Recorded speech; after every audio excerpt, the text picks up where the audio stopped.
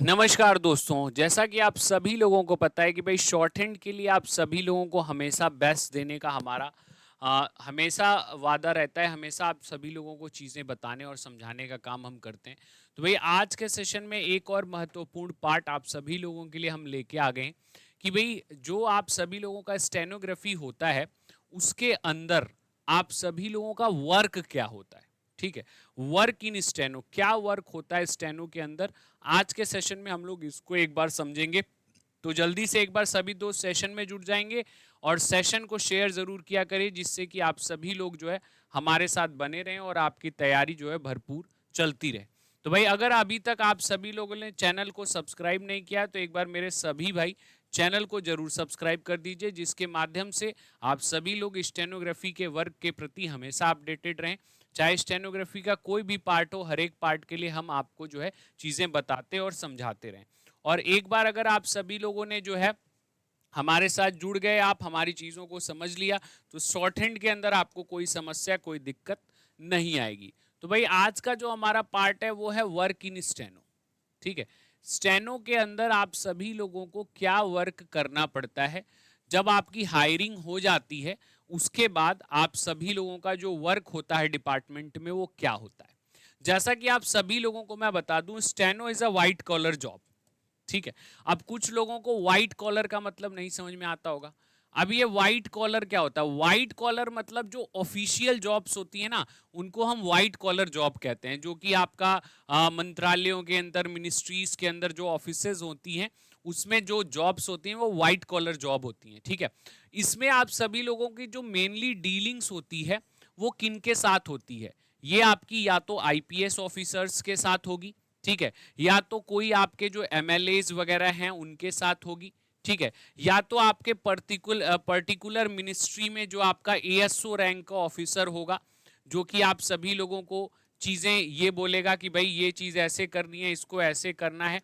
ठीक है, आपकी मिनिस्ट्रीज के अंदर जो एएसओ होगा उसके रिलेटेड आप सभी लोगों को इनके पीए बनने का जो है मौका मिलता है, पर्सनल असिस्टेंट बनने का मौका मिलता है।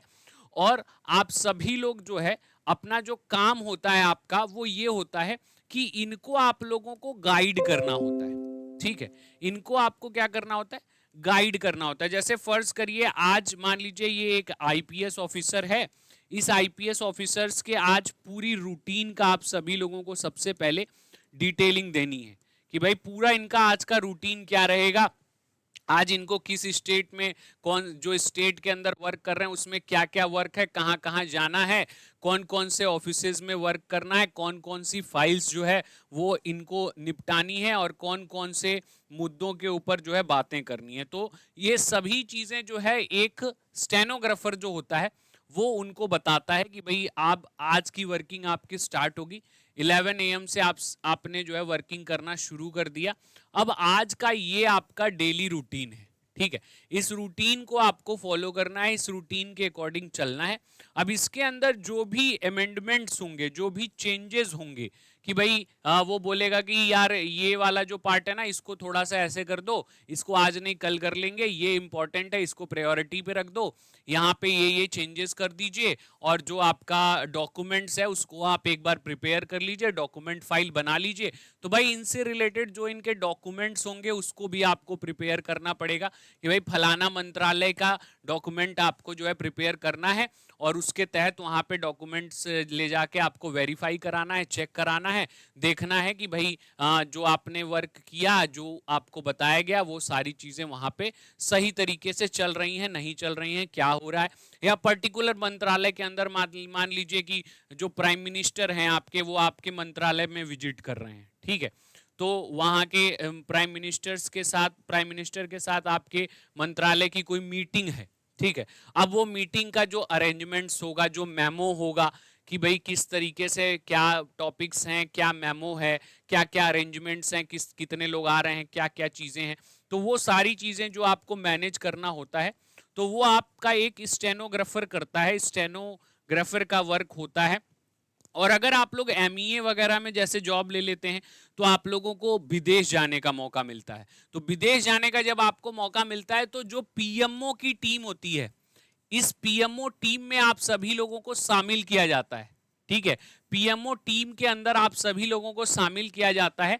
और जब आप विदेशों में जाते हैं, उनकी एम्बेसीज में जाते हैं, उनके जो है पार्लियामेंट में जाते हैं, उनके ऑफिसेज में जाते हैं, तो वहां पे जो वर्क प्रोसेस होता है, वो वर्क प्रोसेस का आप सभी लोगों को एक डिटेलिंग बनानी होती है कि भाई हम यहाँ पे गए, ये काम किया, इस तरीके से इसको समझा, इस तरीके से बनाया, इस तरीके से इसको करा। तो वो सारी डिटेलिंग जब आप वापस आओगे इंडिया, तो आपको वो जो है आपके कंसर्निंग डिपार्टमेंट को हैंडओवर करनी पड़ती है कि भाई ये हमने डिटेलिंग करी है, इसके आधार पे हमने चीज़ों को एनालाइज किया है। तो मेनली स्टेनोग्राफर का जॉब बहुत सुकून का होता है, बहुत स्टेटस वाला होता है, बहुत ही ज़्यादा आप सभी लोगों को रिस्पेक्ट मिलती है, वैल्यू मिलती है। और सबसे बड़ी चीज़ कि अगर आप सभी लोग आगे के लिए भी अपनी पढ़ाई को कंटिन्यू करना चाहते हैं, तो आप वो भी कर सकते हैं। इसमें कोई जद्दोजहद नहीं होती, बहुत ज़्यादा हार्ड वर्किंग नहीं होता, बहुत ज़्यादा मेहनत नहीं करनी पड़ती कि सुबह से शाम तक लगे हैं और जो है बिल्कुल समय ही नहीं मिल रहा, अपने लिए कुछ भी नहीं कर पा रहे हैं। तो भाई इस तरीके की जॉब स्टेनोग्राफर की नहीं है। स्टेनोग्राफर की बहुत सुकून की जॉब है, बहुत आप सभी लोगों के लिए इजी फंडा होने वाला है। एक बार शुरुआत में जब दिक्कत होती है, जब तक आप स्टेनो नहीं सीख जाते, एक बार आपने स्टेनो सीख लिया, आपने जॉब ले ली, उसके बाद आप सभी लोगों का काम बहुत आसान हो जाता है। और मेनली अगर मैं बात करूं, मिनिस्ट्रीज के अंदर जो जॉब्स होती हैं वो काफी आसान है। अगर मैं कोर्ट्स के अंदर बात करूं तो ऐसा नहीं है, ठीक है। मंत्रालयों में कह सकते हैं कि भाई इजी है ये, बट अगर आप वही कोर्ट में चले जाओगे ना, तो भाई कोर्ट में तो बहुत हेक्टिक है। कोर्ट के अंदर चाहे दिल्ली हाई कोर्ट हो, डिस्ट्रिक्ट कोर्ट हो, सुप्रीम कोर्ट हो, किसी भी कोर्ट में अगर आपकी हायरिंग होती है, तो वहां तो जब तक आप ऑफिस में बैठे हो ना, तब तक आपको काम करना ही पड़ेगा, उसके अलावा कोई ऑप्शन नहीं है, ठीक है। तो आप सभी लोगों को जब कोर्ट के अंदर जाते हो, तो वहां पे सिनेरियो चेंज हो जाता है। मंत्रालयों की अलग वर्किंग होती है, वहां पे एक अलग work environment, work process, work ethics जो है वो अलग होती हैं। बट जो कोर्ट के अंदर होती हैं वो सब कुछ वहां पे अलग हो जाता है। तो भाई आप ये नहीं कह सकते कि भाई स्टेनोग्राफर की जॉब जो है वो दोनों की बराबर है, कि मंत्रालय के भी बराबर है और कोर्ट की भी बराबर है। दोनों में अंतर है।